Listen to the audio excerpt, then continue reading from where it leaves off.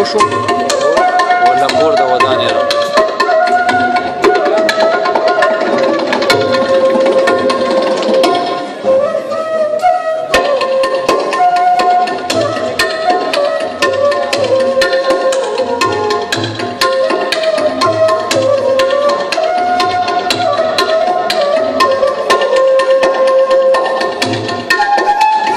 دا درې ځوانان دي هغه منځ کې چې کوم دی هغه د سپین ږیره دی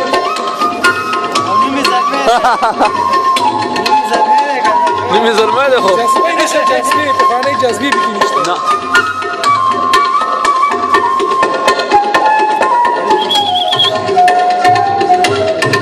څه ښایسته راغلی ډېر ښایسته ماشاءالله ځوان دی ککرۍ ده که